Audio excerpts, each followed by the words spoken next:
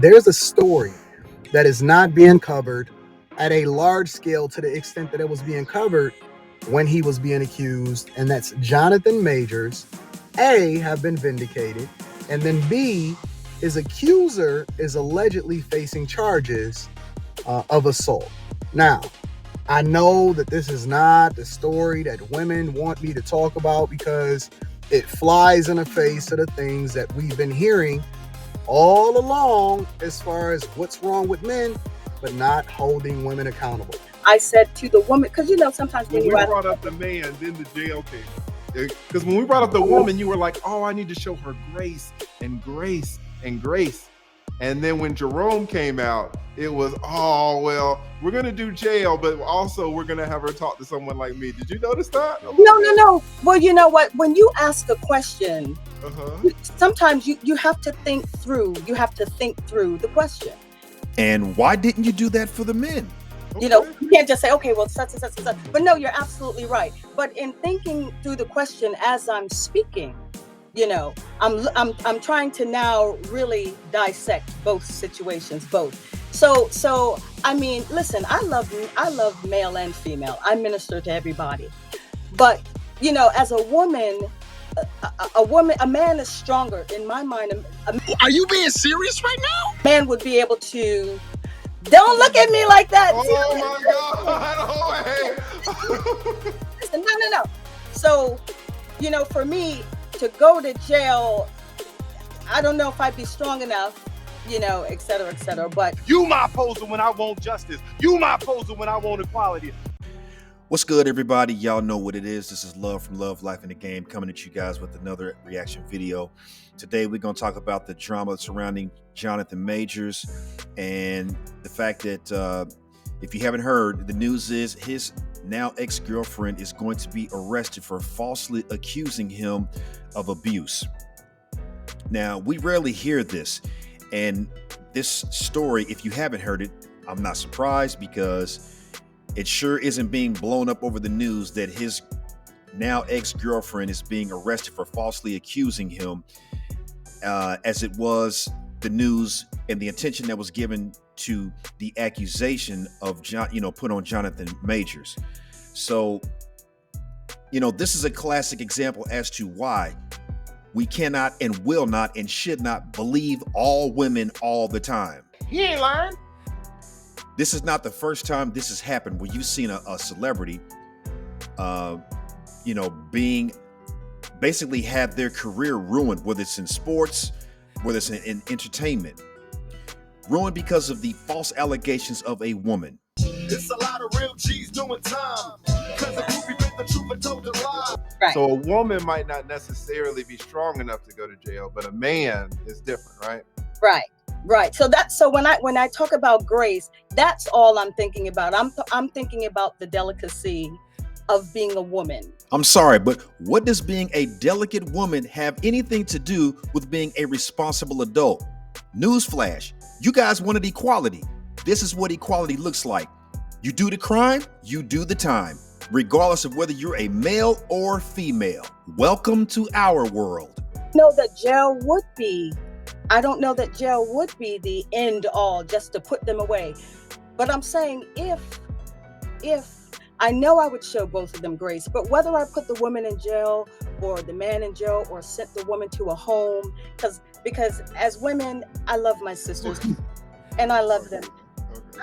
I just can't. I wouldn't want any woman to be in jail. I wouldn't want any woman to be in jail for What about the man? I wouldn't want the man in jail either. But I'm just saying the man is strong. You guys are strong. You guys. Oh my God! Are y'all hearing that? And because we live in a society that coddles women and caters to women, that does not punish them for the things that they do wrong, is the reason why we're even in this situation in the first place, even having this conversation in the first place. She gets up and she says, Patrick, this is very hard for me to say this. And let me tell you why it's very hard. I said, what's that?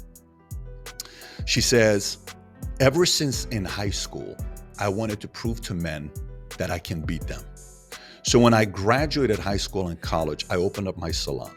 We do very well. I've made millions of dollars. I drive a nice car. I have a nice house. I have money. I have millions. I don't worry about any of that stuff. You know what decision I made last night? I said, what's that? She says, I want a husband. I no longer want to compete with men. I need them. It was all fun and games. That's selfie, wasn't it? And I'm like, what?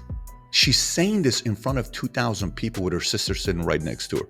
Wow. And now she's getting emotional. How many 65-year-old women do we have to hear saying that I marched with the feminist movement and I bought into the fact that men are the enemy? I've never been married. I'm alone and I'm miserable. And I wish I would have never bought into that philosophy. If you subscribe to the feminist movement and you think that the choices you make that are influenced by that movement won't come back and have an effect on your life, you better think again. I've been married since 14 years, and out of these 14 years, my husband probably had to cook for himself like maybe 10 times, and that was probably because I wasn't around those days. Real woman. Growing up as a Turkish woman, I have seen my grandmother going to work full-time, taking care of her household, including her 5 kids. My mom, the main breadwinner, did the same exact thing. She comes from unimpeachable Valyrian stock. That's why I'm doing it. I work full-time, my husband does the same, and it doesn't matter how busy my day is. I cook, I clean, I maintain all of that, and it becomes a routine, and I don't even feel stressed out doing it because it is my duty. Nothing to be proud of. That's what we're supposed to do. And look who's back in the news, y'all. Like I wasn't that gas, like I wasn't that fire, like I wasn't that za. Are you crazy? Well, let me reintroduce myself. He's sold. Somebody is really trying very hard to get some attention. Is this what you call living your best life, Tia? Making videos, constantly making videos of yourself? You know what the common denominator is in this? You're alone. You think the man, any man, or especially the type of man that you want to be with, wants to be with a woman like you who did what you did to your husband? Keep dreaming. Number one, I have a wife and she's walking around with a skirt up to here. And then what's happening? Well, why do I want everybody to see her? What's the man? I mean, people looking and winking, they lusting for her, all kind of freaks and no good people on the street. Why do I want my wife? She can't bend over because the panties show if the wind blow. Show the behind. Cows and animals and mules. Human beings don't walk behind out. Savages walking around with their behinds out. And my wife's behind ain't for every man to look at. You understand? So it makes a lot of sense. So how can I protect my woman if I'm walking down the street, she's half naked and some sadist run up and grab her? This the real OG up in here.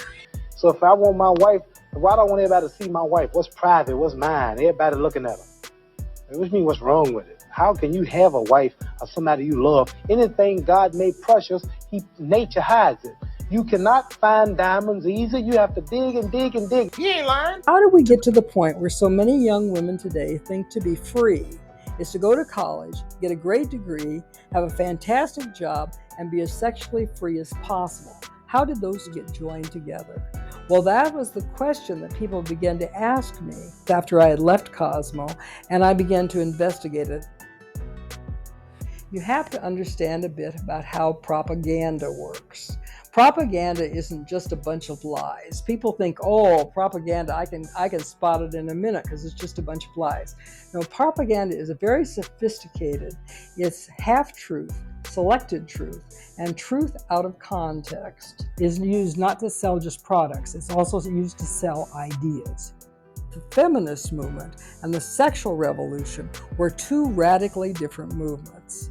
The feminist movement was fighting for equal opportunity for women in education and the workforce. The sexual revolution was fighting for all sorts of sexual freedoms. Cosmo, we pretended that this sexual revolution was a freedom for women. It actually was not. It was actually kind of a slavery. But we pretended it was freedom for women. And over time, as the sexual revolution and the women's movement got identified closer and closer together, a lot of women began to buy into that illusion. Wow, I bet y'all didn't know that. I always say, and Kevin Samuels, who was my friend, used to say, pressure was made for shoulders, not hips. And so a lot of women are taken on because they have to take a masculine road. I'm a boss. and especially Black women. Facts. We have been sold a lie by society that makes us strong and independent. When you hear a white woman, they describe a white woman as strong and independent. Facts. It's always Black women are holding it down and strong, and we're all of that. You know what they use to them? Like, to say white tears and they cry, and she can be soft, she can be taken care of. But society has fooled us into thinking we got to be these strong, masculine beasts to conquer the world, because our mamas taught us that way. And some of our fathers said, girl, go get your education. You can do bad all by yourself. You don't need no man. And that is the brainwash that, and I won't get into those levels of it, but when I fight against it, it's not you as a person, because I don't know you. You know what I'm saying? Yeah. I'm fighting, I get feisty because I'm fighting against what I feel like women of color, Black women especially, we have been brainwashed to be strong when we were meant to be soft. We were meant to be taken care of. We were meant to be pampered, because we cook, we clean. Black women, we got that body. Like we are meant to be for a man who really loves and values us. But society has told you who to be, and they put on us what they want us to be. But I don't want to be strong and independent. I want a man to take care of me. I want to be weak. I want to cry. I don't want to have to hold it down. Y'all, that's a real one right there. Shout out to Melanie King, spitting straight bars. That's a real one. That's how Black women are supposed to be.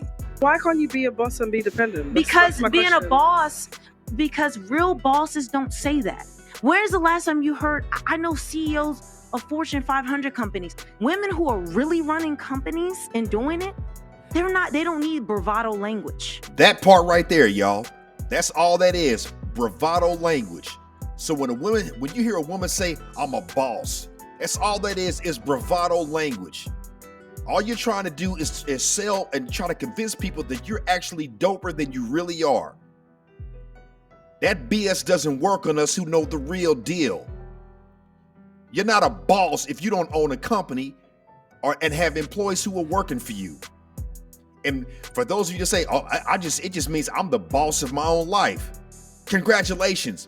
99.9% of us are the bosses of our own life. You don't get a cookie for that. Consider this infographic that went viral once it was posted on Upworthy's Tumblr. You say not all men are monsters? Well, imagine a bowl of M&Ms. 10% of them are poisoned. Go ahead, eat a handful. After all, not all M&Ms are poison. What kind of shit is that? But what's most wrong about this graphic is that it deploys the classic logic of bigots. I mean, think of saying, well, X% of African Americans or Muslims or Jews or Hispanics, X% of them are dangerous, and we just don't know which ones. So therefore, let's treat them all as suspects. Well, congratulations. You've promoted the same logical fallacy behind Jim Crow laws or racial profiling. Basically, the message to women is to treat all men as if they're poison. Feminism 101. Guys, if you liked the video, please hit that like, share, and subscribe button, and I will see you on the next one.